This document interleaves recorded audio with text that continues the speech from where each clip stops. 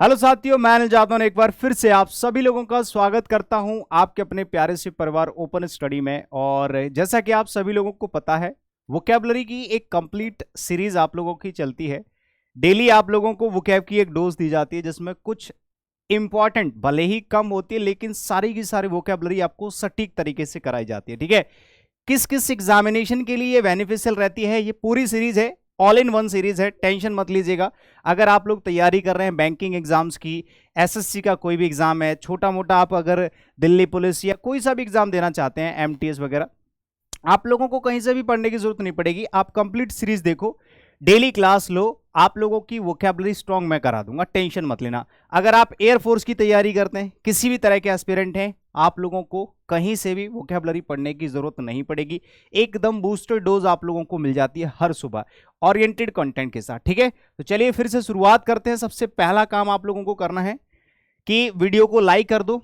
ठीक है, जो आपका काम होता है, देखो आप अपना काम अगर ईमानदारी से करोगे तो मुझे भी मजा आएगा अपना काम करने में, लेकिन अगर दोनों तरफ से कंजूसी होगी तो फिर भाई साहब कहीं ना कहीं तो नुकसान होना है। आपका भी नुकसान होगा, मेरा भी होगा। ठीक है, तो बस कुछ मत करो। सबसे पहले वीडियो अगर आपको पसंद आता है तो लाइक जरूर किया करो और आते ही चैनल को सब्सक्राइब कर लो अगर आप लोग नए हो तो। ठीक है, और कमेंट वगैरह करके बता दिया करो क्लास कैसी लगी। किसी को भी अगर कंप्लीट इंग्लिश का बैच चाहिए, कंप्लीट इंग्लिश कि सर मुझे तो पूरी इंग्लिश पढ़नी है शुरुआत से, बिल्कुल फाउंडेशन क्लासेस जीरो से लेकर के कंप्लीट इंग्लिश पढ़नी है जिससे मुझे दोबारा कभी पढ़ने की जरूरत ना पड़े, तो आप लोगों के लिए 20% डिस्काउंट भी है अभी। ठीक है, 31 मई तक आराम से आप क्या करोगे, कोई सा भी बैच ज्वाइन करो, या तो कंप्लीट इंग्लिश का बैच ज्वाइन कर लो जो अभी स्पेशल 3 चल रहा है, फाउंडेशन बैच 3, जिसमें आपको ग्रामर भी मिलेगी, वोकैबुलरी भी, कंप्लीट कॉम्प्रिहेंशन सब कुछ मिल जाता है, जिसकी फीस है 599। और अगर आप लोग एक कोड डालते हैं ये वाला फ्लैट 20, तो 31 मई तक आप लोगों को 20% डिस्काउंट में मिल जाएगा इस वाले बैच पे, और सारे बैचेस पे मिल जाएगा, कोई सा भी बैच अगर आप लोग लेते हो। ठीक है, मैथ्स का भी आप लोगों को कंप्लीट बैच मात्र 599 रुपये का मिल जाता है, आप लोग इस पर भी डिस्काउंट ले सकते हैं। कॉम्बो बैच लेना चाहते हैं, सारे के सारे बैचेस पर आपको 20% डिस्काउंट मिल जाएगा ये वाला कोड लगाओगे तो। ठीक है, बाकी चलिए शुरुआत करते हैं आज की क्लास की। शानदार क्लास होने वाली है, तो देखते हैं किस तरह के वर्ड्स हम लोग डिस्कस करेंगे। सबसे पहला ही शब्द है हमारा एडल्टरेट। तो मैंने जैसा कि आप लोगों को एक छोटे से वीडियो में सिखाया था कि किस तरह से हमें वोकैबुलरी याद करनी है। ठीक है, उसके 2-3 पुख्ता पॉइंट बताए थे मैंने। पुख्ता का मतलब जो फेल नहीं हो सकते। एक तो होता है सुपरफिशियल लेवल पे मैं आपसे बात करूं, एक होता है कुछ मतलब लॉजिकल बातें करूं जो मैं खुद भी करता हूं, वो मैंने आपको 3 स्टेप बताए थे। एक तो होता है कि आप रट्टा मारो, जो स्कूल वाला होता है हमारा पैटर्न। दूसरा होता है कि आप जो कीवर्ड्स होते हैं, ट्रिक्स होती हैं, उनसे याद कर लो। और चौथा जो सबसे ज़रूरी होता है कि कुछ भी करो, कहीं से भी वोकैबुलरी कलेक्ट करो और उसको डेली बेसिस रिवाइज करो। ये फॉर्मल मतलब तरीके होते हैं, ऐसा नहीं है कि सिर्फ बातें कर ली फायदा कुछ नहीं हुआ, वो वाले तरीके नहीं है। तो इनमें से सारे के तरीके आपको कभी ना कभी आजमाने पड़ सकते हैं। चलिए शुरुआत करेंगे। सबसे पहला शब्द है हमारा एडल्ट्रेट, जिसको आप पार्ट्स ऑफ स्पीच में एडजेक्टिव और वर्ब दोनों तरह से यूज कर सकते हैं। कहने का मतलब आप इसको एक्शन की तरह भी यूज कर सकते हैं।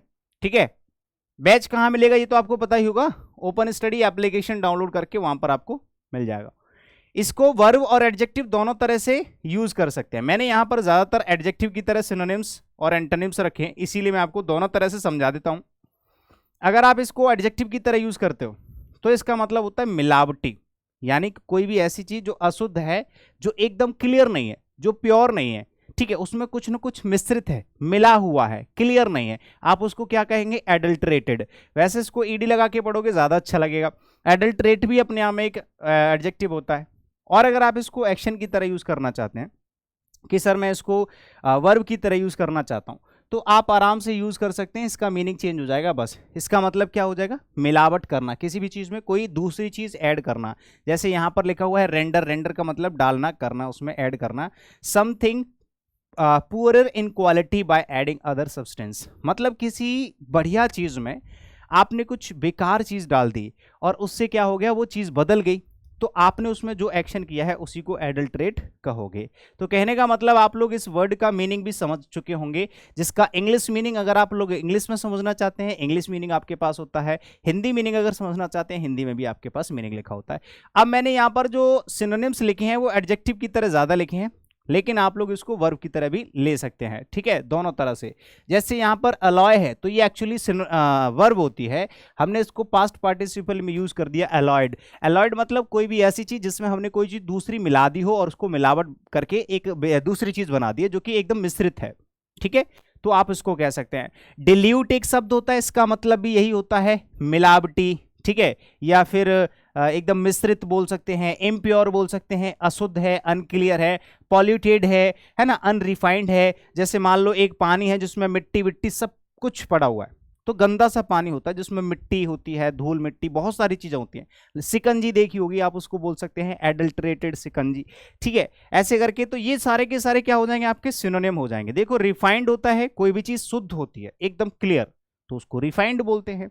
अनरिफाइंड मतलब अशुद्ध है, अनक्लियर है, मिश्रित है, मिलावटी है। ऐसे इसके ऑपोजिट मीनिंग्स भी बना सकते हैं। इम्प्योर से प्योर बन गया, एडल्ट्रेट से अनएडल्ट्रेटेड बन गया, क्योंकि इसमें हमने क्या लगा दिया, एक प्रीफिक्स लगा दिया। ऐसे पॉल्यूटेड में पहले हमने अन लगा दिया, ये आपका प्रीफिक्स लगा के भी। ज्यादातर एंटोनिम लोग प्रीफिक्स लगा के बना लेते हैं, बहुत सारे वर्ड्स के बन जाते हैं, ठीक है।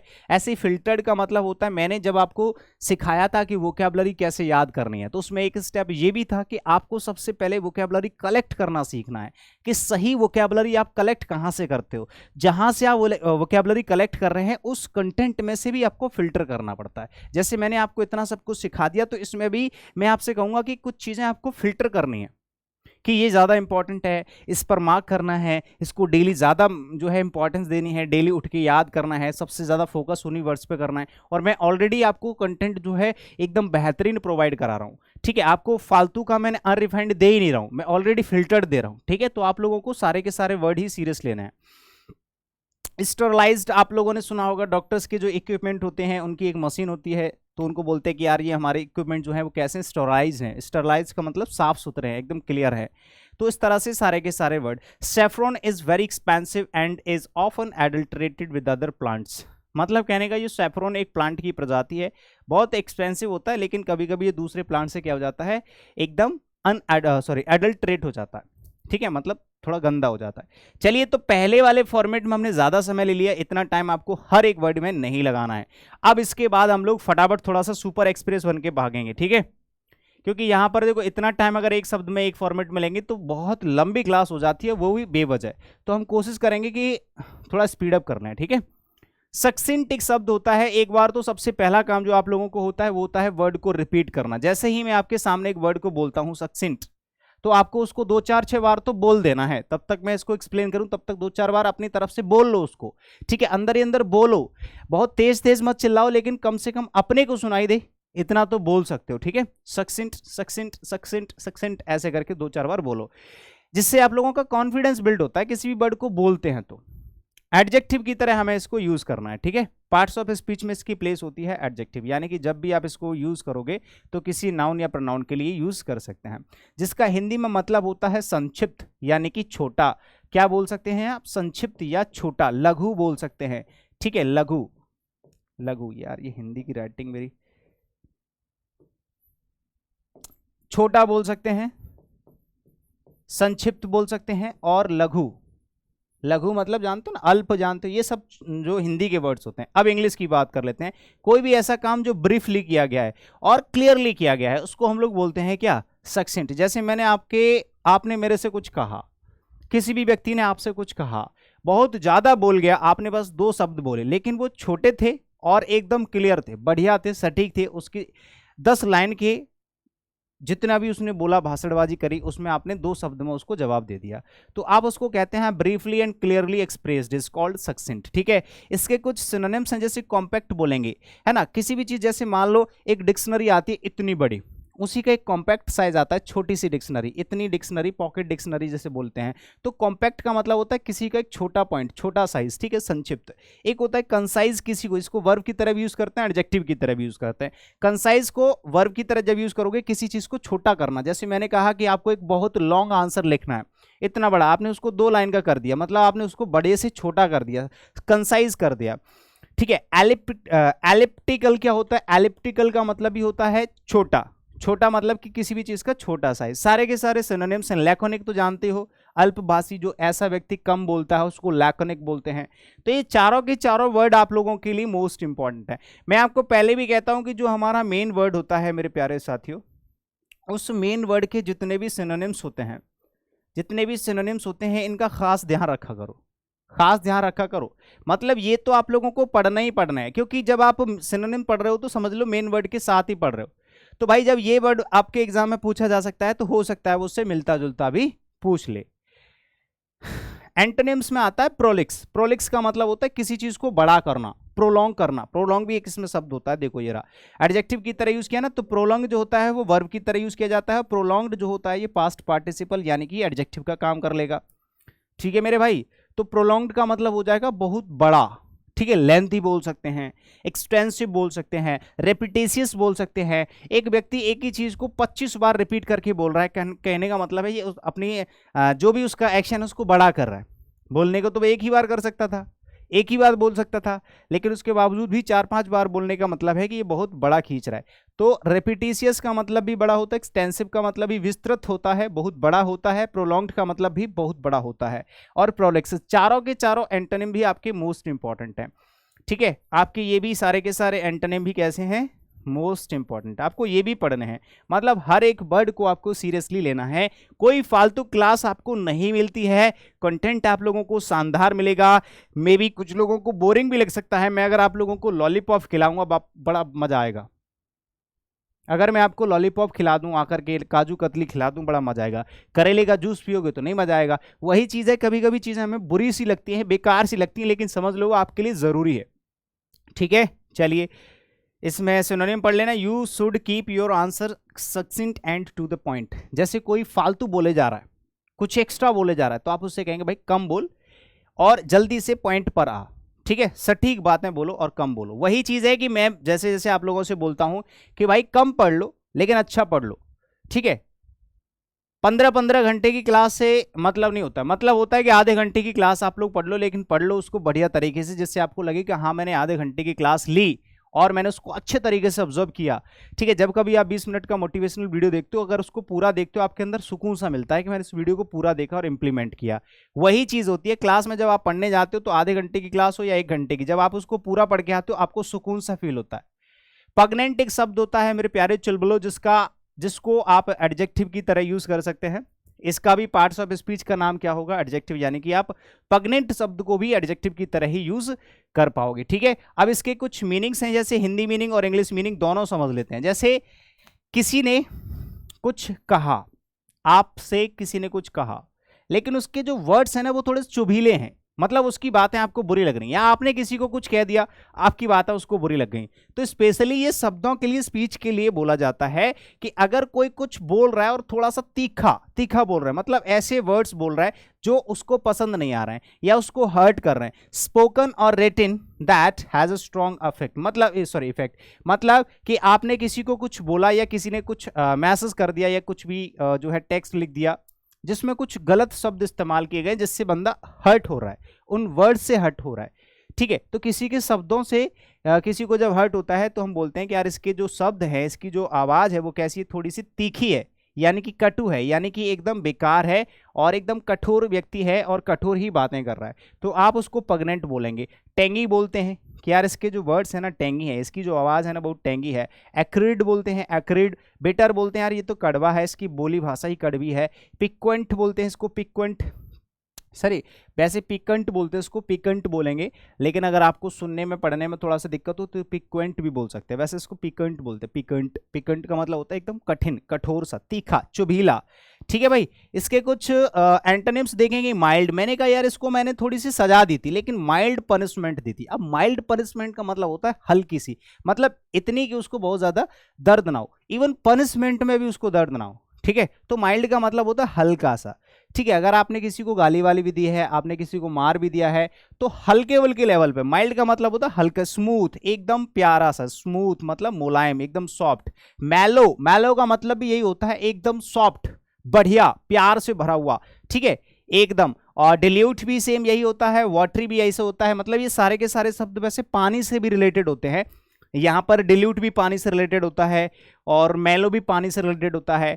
अब ये ना पानी का सेंस क्यों आ रहा है, जैसे मान लो कहीं पर आग लग गई, तो आग लगने वाली बात और पानी के बाद थोड़ा सा कनेक्ट करोगे ना, तो आग वाली चीजें हो गई तीखी, जैसे मिर्ची और मीठा, समझ गए, तीखा और मीठा। ऐसे थोड़ा थोड़ा सा इसका सेंस, जैसे वाटरी लिखा है मतलब जहां पर आग लग रही है वहां पर आपने पानी डाल दिया, थोड़ा सा मतलब घुलनशील पेय, यानी कि बह गया पता भी नहीं चला। सेंस समझो जरा, क्योंकि मैं इतना घुस के इसलिए समझाता हूं कहीं वोकैबुलरी को आप डरपोक वो मतलब डर ना समझ लें किसी चीज में, क्योंकि भाई लैंग्वेज है और लैंग्वेज को थोड़ा तो आपको समय देना पड़ेगा, क्योंकि लैंग्वेज किसी दूसरे की है और लैंग्वेज में सेंस ज्यादा काम करते हैं, है ना, पिलर कम काम करते हैं। जैसे किसी चीज के लिए आपने पिलर खड़ा कर दिया कि ये ऐसे ही यहां से छिगेगा नहीं, हिलेगा नहीं, तो ये गलत बात है। लैंग्वेज में ऐसा नहीं होता है, वहां पर चीजें बदलती रहती हैं, ठीक है, सेंसिबल ज्यादा होती हैं।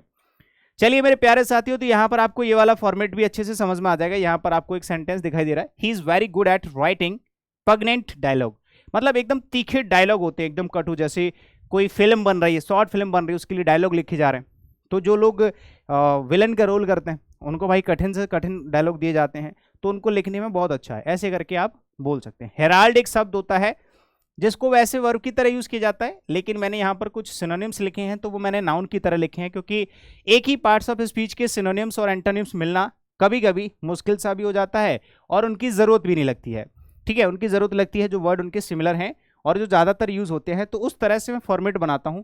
मैं आपको बता देता हूं कि हेराल्ड जो वर्ड है ये आपका दोनों तरीके से यूज किया जाएगा, ठीक है। ये आपका वर्ब भी होता है और ये नाउन भी होता है। सबसे पहले मैं हेराल्ड, देखो सभी लोग एक बार सेशन को लाइक जरूर किया करो। जब तक आप लोग रिकॉर्डेड वीडियो को लाइक नहीं करते हैं ना, फिर दोबारा मुझे वीडियो बनाने में थोड़ी सी हेजिटेशन होती है कि कहीं तो कमी रह गई है ना। तो अगर आप लोगों को सब कुछ अच्छा लगता है, अगर आप लोग मेरी मेहनत को पहचान पाते हैं कि रात में 2 बजे 1 बजे 3 बजे उठ के, सर उठ के क्या सोते ही नहीं है ना, रात में 2 बजे 3 बजे रिकॉर्ड करके आप लोगों को सुबह ही सुबह 6 बजे मैं प्रोवाइड करा देता हूं, क्योंकि सुबह ही सुबह मैं भी नहीं उठ पाता हूं, रात में मैं क्लास जो है काम करता हूं, अपना पर्सनल काम करता हूं, ठीक है। तो पूरे पूरे रात दिन आपके मैटर पर काम करते करते मेरे पास भी टाइम नहीं होता है, तो मैं सुबह क्लास ना लेने की बजाय मैं आप लोगों को रात में ही रिकॉर्ड करके सुबह, जिससे कि आपको पूरे दिन से पहले ही क्लास मिल जाए, इसलिए मैं आप लोगों को रिकॉर्डेड क्लास देता हूं। तो इस मेहनत को थोड़ा सा आप लोग पहचानो और इसका सहयोग करो, ठीक है। आप लोग क्या करोगे, कुछ मत करो, अगर आप लोगों को चीजें पसंद आती हैं, ऑब्वियसली जब आप मुझे देख रहे हो तो ऑब्वियसली आपको पसंद आती है, और अगर आप फ्रिक्वेंटली देख रहे हैं तो ऑब्वियसली सब चीजें पसंद आ रही हैं। तो लाइक करना, कमेंट करके मुझे बताना, जिससे मुझे बाद के लिए प्रोत्साहन मिले कि भाई हाँ आगे मुझे क्लास लेनी है आप लोगों के लिए। तो ये सब चीजें आप लोगों को करनी पड़ती हैं, ठीक है। बाकी मैं अपना काम ईमानदारी से करता हूं, ये सच है, क्योंकि हमारे एसएससी सीजीएल और एसएससी सीएचएसएल दोनों के दोनों पेपर में बैक टू बैक पूरा का पूरा कंटेंट फंसा है, मात्र 30 से 25-30 क्लासेस के अंदर। तो भाई साहब ये सब मेहनत ही है जो आप लोगों के पास पहुंच रही है, ठीक है। देखो हेराल्ड जब आप इसको वर्ब की तरह यूज करोगे तो इसका मतलब होता है क्या, किसी को इन्फॉर्म करना, ठीक है, किसी को सूचना देना। और अगर आप इसको नाउन की तरह यूज करते हैं तो इसका मतलब हो जाता है किसी भी चीज से आगे चलने वाला, यानी कि हर चीज में आगे चलने वाला। जैसे कि ओपन स्टडी है, रिजल्ट के मामले में आगे चल रहा है अभी फिलहाल, ठीक है, यानी कि सबको रिजल्ट दे रहा है। बाकी के लोग पढ़ा रहे हैं, मेहनती है, सब है, लेकिन हमारे यहाँ से कम क्लास में भी रिजल्ट मिल रहा है, ठीक है। क्योंकि पूरी पूरी रात जब 12-12 घंटे आप लोगों के लिए कंटेंट में रिसर्च चलती है ना कि कौन सा वर्ड आपको देना है, हमें इससे कोई फर्क नहीं पड़ता कि हम किस चीज से सीख करके आपको प्रोवाइड कर रहे हैं, कि कौन से सर की बुक से हम लोग आपको पढ़ा रहे हैं, कि कौन से सर को हमने कॉपी कर लिया, इससे हमें मतलब नहीं होता। मतलब होता है कि अगर वो बच्चा वहां पर नहीं पहुंच पा रहा है कहीं पर भी, जैसे मान लो कुछ लोग कहते हैं कि सर वो फलाने सर बढ़िया पढ़ाते हैं, बढ़िया बात है, अच्छी बात है, सारे बढ़िया टीचर बढ़िया पढ़ाते हैं। अब पढ़ाने के बाद हमारी क्लास से पूरी की पूरी वोकैबुलरी फंस रही है, ठीक है। तो वोकैबुलरी का एक अच्छा रोल होता है आपके एग्जाम में, सीधे सीधे क्वेश्चन आपको मिल जाते हैं मात्र 5 सेकंड में सही आंसर, ऐसा भी नहीं कि उसमें कैलकुलेशन करनी पड़ रही है। तो ये फ्री के आंसर होते हैं, फ्री के क्वेश्चन होते हैं, अगर जरा सा भी आपसे चूक हुई तो क्वेश्चन गलत हो जाएगा, ठीक है। तो अपने एग्जाम में वोकैबुलरी के क्वेश्चंस को तो पक्के कर ही सकते हो, समझ गए भाई। तो कैसे ना कैसे करके आप तक बस मैटर पहुंचना चाहिए। एक ऐसा व्यक्ति जो किसी भी काम में हमेशा आगे रहता, आगे चलता है, तो उस व्यक्ति को हम कहते हैं हरविंगर, यानी कि अग्रदूत, आगे रहने वाला व्यक्ति। तो हेराल्ड उसको भी बोल सकते हैं। अब इसको हमने वर्ब की तरह ही इसमें कुछ जो है मीनिंग लिखा है, जैसे यहाँ पर लिखा है मेक समथिंग पब्लिकली नोन, किसी भी चीज को सबके सामने रखने वाला, यानी कि भैया ऐसा हो गया है, सुनो सुनो सुनो कि ओपन स्टडी पर सबसे सस्ती फीस में इंग्लिश का कंप्लीट बैच मिलता है, ओपन स्टडी एप्लीकेशन डाउनलोड करो, सुनो सुनो, ठीक है। तो वो वाला समझ रहे हो ना। तो ऐसे सबके सामने किसी भी चीज को रख देना। अब देखो इसके मैंने कुछ सिनोनिम्स लिखे हैं, जैसे हरविंगर का मतलब होता है ऐसा व्यक्ति जो हमेशा आगे रहता है। फोरगोअर, फोरगो मतलब होता है आगे चलना, और फोरगोअर का मतलब होता है आगे चलने वाला, यानी कि अग्रदूत। हिंदी में मीनिंग भी लिख रखा है। हरविंगर हो गया, फॉरगोअर हो गया, एडवर्टाइजर हो गया, जो सबके सामने आपकी बातों को रखता है कि सुनो सुनो, एक ओपन स्टडी पर अनिल जादव सर पढ़ाते हैं, इंग्लिश पढ़ लो जल्दी चल के, ठीक है। प्रोक्लेमर, ये आप लोगों को करना है। प्रोक्लेमर क्या होता है भैया, आगे चलने वाला, है ना। अनाउंसर भी होता है, जो व्यक्ति अनाउंस करता है उसको अनाउंसर कहते हैं। तो यहां पर जितने भी सिनोनिम्स लिखे हैं मैंने आपके नाउन की तरह लिखे हैं, ठीक है। कुछ ऑपोजिट मीनिंग्स हैं, ये आपको मैंने वर्ब की तरह लिखे हैं, तो दोनों ही चीजें लिख दी हैं। देखो जैसे सप्रेस लिखा हुआ है। सप्रेस का मतलब होता है किसी भी व्यक्ति को किसी काम से रोकना। मैंने कहा छोड़ो यार इस काम को, बंद करो, ठीक है, ये सब करना बंद करो, ठीक है। तो मैंने कहा सप्रेस कर दिया, इसको क्या कर दिया, सप्रेस कर दिया, किसी भी चीज को बंद करना, रोकना। कंसील का मतलब होता है सबसे दूर रखना, छिपाना, एकदम गुप्त रखना। रिकॉल का मतलब होता है वापस बुलाना, किसी भी चीज के लिए मना करना, ठीक है। एक तरीके से रिवोक, रिवोक का मतलब होता है रोकना, कैंसिल करना, है ना, मना कर देना। और रिट्रैक्ट का मतलब भी वापस लेना, वापस लौटना होता है। तो कहीं ना कहीं किसी ना किसी चीज में, जैसे अगर किसी को सूचना दे दी या आगे चल रहे हो, आगे चलने के लिए बोल रहे हैं कि चलो चलो ये होने वाला है, चलो फटाफट वहां चलो, और आपने बोल दिया नहीं नहीं वहां पर खतरा है, चलो वापस चलो वापस चलो। तो ये ऑपोजिट मीनिंग्स है मेरे प्यारे साथियों। आपको इंडिविजुअल वर्ड्स पर भी सबसे ज्यादा फोकस करना है। कभी कभी फॉर्मेट के चक्कर में एक स्टूडेंट, देखो आप में से भी कोई ना कोई कंफ्यूज हो सकता है इस वाले फॉर्मेट में, तो मैं कहूंगा कि आप पर्टिकुलर एक वर्ड पर भी फोकस कर सकते हैं। जैसे अगर आप इसमें कंफ्यूज हो रहे हो ना, तो बस कुछ मत करो, डिक्शनरी उठाओ और इस वर्ड को चेक करो और अपने हिसाब से मीनिंग लिख लो। टीचर ने अगर एक बार को गलत भी पढ़ा दिया तो भी आप अपने आप को सही कर सकते हैं। दुनिया पर भरोसा करना छोड़ दो, ठीक है। जिस दिन आप खुद पर भरोसा करना सीख जाओगे और खुद की तारीफ करना सीख जाओगे, उस दिन आप खुश रहना सीख जाओगे। सच बता रहा हूं। तो अगर आपको लगता है कि किसी की चीज आपको समझ में नहीं आ रही, या किसी ने कुछ गलत बता दिया या फिर सही भी बताया वो आपको समझ में नहीं आ रहा, तो आप एक काम कर सकते हैं, उसी वर्ड को लिखो और उसको अपने हिसाब से चेक करो, और अपने हिसाब से उसका मीनिंग जब आपके समझ में आ जाए उसी तरीके से उसको पढ़ लो। अगर आपको हिंदी मीनिंग या इंग्लिश मीनिंग समझ में नहीं आता तो डेफिनेशन पढ़ लिया करो, गूगल पर सब कुछ मिल जाता है, ठीक। तो ये सारे के सारे इंडिविजुअल वर्ड भी पढ़ सकते हैं, जिसमें से जैसे कंसील है सबसे ज्यादा इंपॉर्टेंट है, रिवोक सबसे ज्यादा इंपॉर्टेंट है, हार्विंगर और फॉरगोअर बहुत सबसे ज्यादा इंपॉर्टेंट है, रिकॉल, रिट्रैक्ट, हर एक वर्ड अपने आप में जो है वैल्यूएबल है।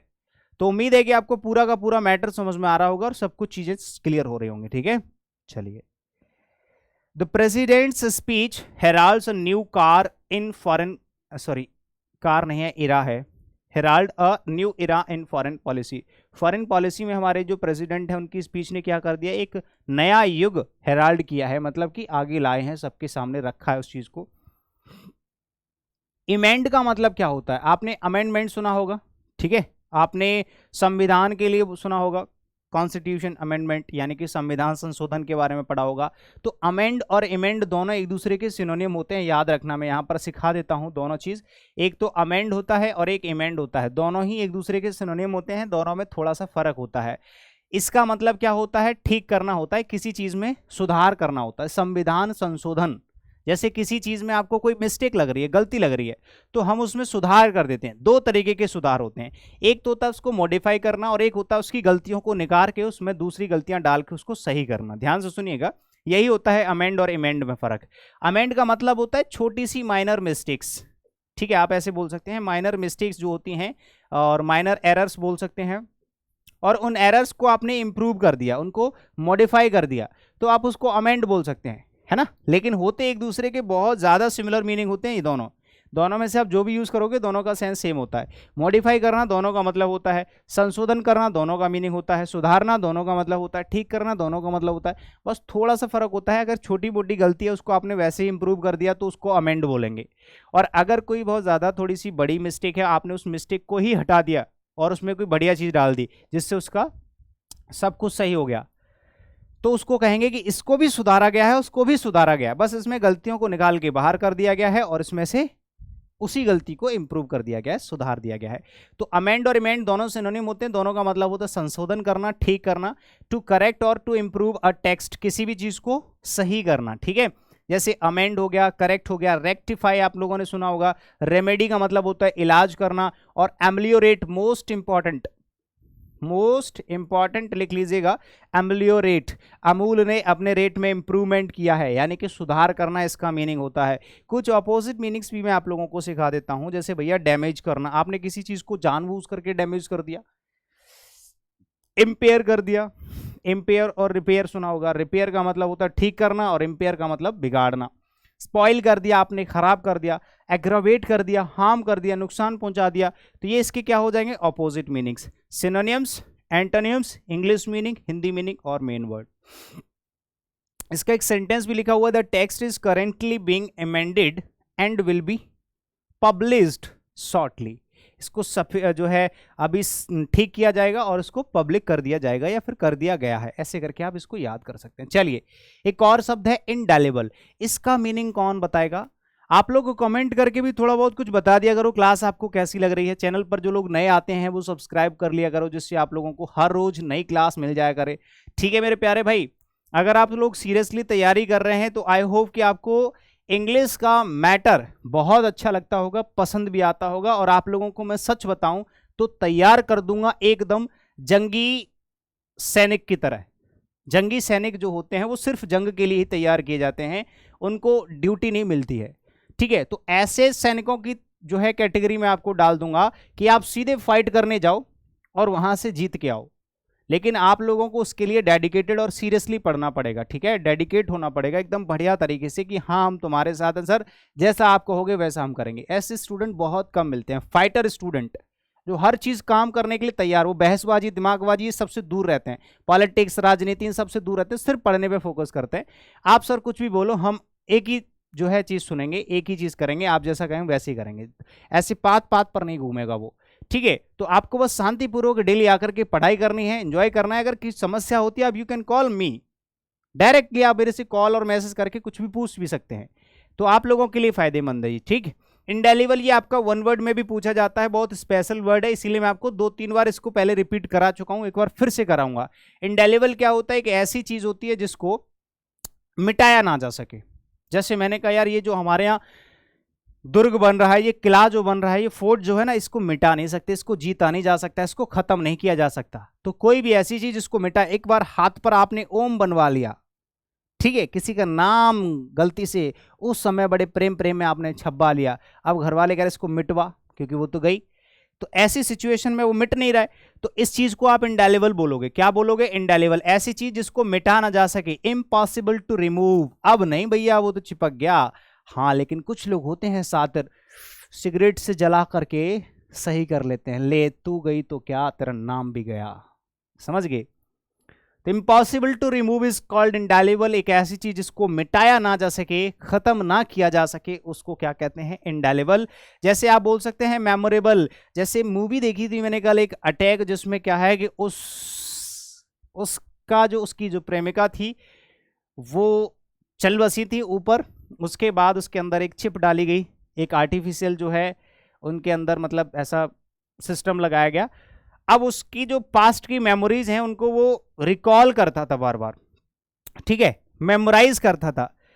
तो वो कुछ ऐसी मेमोरीज होती हैं जो बार बार हमारे दिमाग में आती रहती हैं। कोई भी ऐसी चीज जो बहुत अच्छी सुनहरी चीजें हो जाती हैं अपने पास्ट में कभी भी, तो वो चीज़ हमारे दिमाग में चलती रहती है, तो उनको बोलते हैं मेमोरेबल डेज हैं, इनको हम लोग भूल नहीं सकते, इनको मिटा नहीं सकते। तो ये तो एक शॉर्टली एक बहुत ही ज़्यादा रेयर वर्ड हो जाएगा, इसका मोस्ट सिमिलर नहीं होगा। लेकिन इसके बाद के जो वर्ड्स हैं जैसे अनफॉरगेटेबल, हालांकि बनाया हुआ वर्ड है, प्रीफिक्स ऐड करके बनाया, लेकिन फॉरगेटेबल से बना है अनफॉरगेटेबल, और ये इसका बेस्ट एक्सप्रेसेस होगा in the sense of meaning और इन द मीनिंग, ऐसे करके बोल सकते हैं। नोटेबल मतलब जिसको नोटिस किया जाता है, बार बार उसको नोटिस किया जाता है, हर बार उसको नोटिस किया जाता है, उसको नोटेबल बोलते हैं। रिमार्केबल, रिमार्केबल भी यही होता है कि भैया इसको तो बिल्कुल नहीं हटा सकते। लास्टिंग, लास्टिंग मतलब ऐसी कोई चीज जिसको कभी खत्म नहीं किया जा सकता, ये हमेशा रहेगी, ठीक है। अनरिमार्केबल इसका उल्टा हो गया, फॉरगेटेबल इसका उल्टा हो गया, रिमार्केबल का इसका उल्टा हो गया। और डेलेबल, डेलेबल होता है भैया ऐसी चीज जिसको मिटाया जा सके। इरेजेबल जिसको इरेज किया जा सके, इसको खत्म किया जा सके, तो इसको बोलते हैं इरेजेबल, ठीक। एक सेंटेंस लिखा हुआ है, the story of a little girl, एक छोटी बच्ची की जो स्टोरी थी उसने मेरे अंदर एक बहुत अच्छा मतलब मेरे ऊपर एक इंडेलेबल इंप्रेशन क्रिएट किया जो कभी नहीं मिट सकता। उसकी जो स्टोरी है उससे मैं बड़ा ही इंप्रेस हुआ और बहुत ही ज्यादा इंस्पायर भी हुआ, ठीक है, तो इस तरह से आप एक सेंटेंस के थ्रू आप इसको याद भी कर सकते हैं और इसको सेंटेंस के अंदर अप्लाई करके इसको थोड़ा सा बढ़िया तरीके से समझ भी सकते हैं। आपके पास एक और ऑप्शन है, एक और शब्द है आपके लिए अनार्चिस्ट। वैसे अनार्की बोलते हैं उसको, अनार्किस्ट बोलते हैं। अनार्किस्ट क्या होता है, ये भी आपका एक वन वर्ड होता है और वन वर्ड सब्स्टिट्यूशन में ये पूछा जाता है कई बार। इसको हम लोग पार्ट्स ऑफ स्पीच में नाउन की तरह यूज करते हैं मेरे भाई। इसको पार्ट्स ऑफ स्पीच में कैसे यूज करते हैं, नाउन की तरह यूज करते हैं। इसको 2-4 बार रिपीट करोगे तो आपको ये वर्ड थोड़ा सा कॉन्फिडेंट होता हुआ दिखेगा और आप लोग इसको बोल पाओगे। ठीक है, और अनार्किस्ट क्या होता है, एक ऐसा व्यक्ति जो अराजकतावादी होता है। एक तो होता है अनार्की, एक साइंस के तरीके से अगर आपसे वन वर्ड में पूछेगा कि बताओ एक ऐसी सरकार जिसमें पूरी सरकार विफल हो जाती है, उसको अनार्की बोलते हैं, अराजकता बोलते हैं। और एक ऐसा व्यक्ति जो चाहता है कि पूरी सरकार विफल हो जाए, इसमें ऊधम दंगा हो जाए और उग्रवादी फैल जाएं और हम इसमें राज करें, हम मतलब उद्दंडबाजी करें, कोई सिस्टम विस्टम नहीं होना चाहिए, ऐसे लोगों को, ऐसे लोग जो बिलीव करते हैं इस तरह की सरकार में, उसको बोलते हैं अराजकतावादी। ये व्यक्ति हमेशा चाहता है कि सब कुछ डिस्टर्बेंस में रहे, कुछ भी शांत ना रहे, तो उसको अनार्किस्ट बोलते हैं। ठीक है, नाउन की तरह यूज किया जाता है। Who believes in the absence of government in और लॉ, मतलब वो चाहता है कि सरकार कभी रहे ही ना, सब ऐसा ही रहे, मन मौजी वाला रहे, सिस्टम ना रहे बस। ऐसे लोगों को देखो, अनार्की मैंने कहा था कि कभी कभी वर्ड जो है सिमिलर नहीं मिलते हैं तो कोई बात नहीं, उससे मिलते जुलते वर्ड भी लिख लेते हैं। जैसे अनार्की जो है अराजकता हो जाता है और अनार्किस्ट होता है अराजकतावादी। सबवर्सिव का मतलब भी यही होता है, एक ऐसा व्यक्ति जो कभी नहीं चाहता कि सिस्टम से दुनिया चले, वो चाहता है कि सब ऐसे ही रहे। क्रेजी मतलब एकदम पागल होता है, सनकी, और रेडिकल भी होता है बेवकूफ, वाहियात व्यक्ति। एक्सट्रीमिस्ट होता है एकदम पागल सन की आदमी, जिसको कुछ भी सिस्टम में पसंद है ही नहीं है। ठीक है, अच्छा कुछ लोग होते हैं एकदम लेजिटिमेसी, मतलब कुछ भी बात हो जाए, घर में अगर मच्छर भी घुस जाए बोलते हैं कि धारा 325 लगा दो, मतलब मुझे नहीं पता है 325 में क्या होता है लेकिन लगा देते हैं। वो हमेशा चाहते हैं, जैसे आप लोगों ने एक मूवी देखी हो शायद, अरे हाँ, धर्म धर्म कुछ है, धर्म संकट, ऐसी कुछ मूवी है, धर्म संकट में। हाँ, तो उसमें क्या होता है, वो वकील होता है, वकील के घर के सामने अगर थोड़ी सी भी कुछ भी गड़बड़ हो जाती है वो तुरंत अपनी धारा लगा देता है। वो चाहता है हर चीज सिस्टम से हो, कोई भी काम हो जाए पुलिस को बुला दो, कोई भी काम हो जाए जज को बुला लो, तो वो वाले होते हैं लेजिटिमेसी, ऐसे लोगों को लेजिटिमेट बोलते हैं। ठीक है, लॉ अबाइंडिंगनेस, मतलब हमेशा आपके अंदर एक ऐसी चीज रहेगी कि यार मैं इससे क्यों लड़ूं, मैं तो सरकार के सहारे इससे लड़ूंगा, यानी कि मैं हर चीज को कानूनी तौर पर करना चाहता हूं। ऑर्डरलीनेस मतलब हर चीज सीक्वेंस में। ठीक है, ये सारे के सारे नाउन की तरह यूज किए जा रहे हैं, मतलब उस क्वालिटी को बोल रहे हैं, जैसे अनार्की वर्ड है उसी के सिमिलर मीनिंग्स हैं। ठीक है, ऐसे पीसफुलनेस मतलब शांति, फालतू की दंगागिरी और कुछ भी नहीं, उग्रवादी पंथी कुछ नहीं। When the government tell in corona time, जब सरकार ने कोरोना टाइम में कहा the anarchist was happy. When the government tell in, हाँ, जब कोरोना काल में जो सब कुछ विफल हो गया था सरकार का सब कुछ, तब अनार्किस्ट जो लोग थे वो कैसे थे, सारे के सारे एकदम खुश थे, मजे में थे कि चलो यार कुछ तो अच्छा हुआ। चलिए तो भाई साहब ये था हमारा आखिरी वर्ड आज की क्लास का। मैं आपको एक बार फिर से बताना चाहूंगा, इंग्लिश का कंप्लीट बैच आपको ओपन स्टडी एप्लीकेशन पर मिल जाएगा। If you are interested to cover the complete English language for your competitive exam, किसी भी एग्जाम के लिए कंप्लीट, जिसमें ग्रामर होगी, वोकैबुलरी, कॉम्प्रिहेंशन, मैथ्स का कंप्लीट बैच, जिसमें अर्थमेटिक और एडवांस दोनों मिल जाएगा बाय अजय बेनीवाल सर, और पवन सर का भी बैच है, वो सस्ता है आप लोगों के लिए अगर हिंदी मीडियम से तैयारी करना चाहते हैं। इंग्लिश और maths by Ajay Beniwal sir, English by Anil Jadhav sir, दोनों का कॉम्बो बैच लेते हैं मात्र 1100 रुपये, और इस पर आप लोगों को 20% डिस्काउंट भी मिल रहा है। 20% डिस्काउंट ये 31 मई तक रहेगा, मतलब कि आज से कल और परसों तक रहेगा, जिसमें आपको ये वाला कोड लगा करके कोई से भी कोर्स को परचेस करोगे तो आपको 20% डिस्काउंट भी मिल जाएगा। ठीक है, जिसकी वैलिडिटी आप लोगों के सिलेक्शन तक रहती है। लाइफ टाइम आराम से पढ़ो, एक बार बैच ले लो, पूरा बैच पढ़ो, आराम से मजे करो और इस बार जीत करके आओ। ठीक है भाई, चलिए थैंक यू सो मच। आप लोगों के पास कॉन्टैक्ट नंबर्स भी हैं, कॉल कर सकते हैं। थैंक यू सो मच, शुक्रिया। एक बार वीडियो को लाइक करके अपने दोस्तों को भी जरूर इन्फॉर्म किया करो कि भाई साहब ये क्लास देख लो, ये आपके लिए मतलब की है। और इस क्लास की जो पीडीएफ है वो हर रोज आप लोगों को हर क्लास की पीडीएफ और extra notifications, extra information Telegram channel पर मिलती है, इसको जरूर ज्वाइन कर लेना। ठीक है, ओपन स्टडी के नाम से या English by Anil Jadhav sir के नाम से। ठीक है, वहां पर जाओगे, हर क्लास की पीडीएफ मिल जाती है। चैनल को सब्सक्राइब कर लो फटाफट से जिसने अभी तक नहीं किया है। बाकी आप सभी लोगों का बहुत बहुत शुक्रिया, कमेंट करके बता देना क्लास आपको कैसी लगी। ठीक है, bye bye and take care, जय हिंद।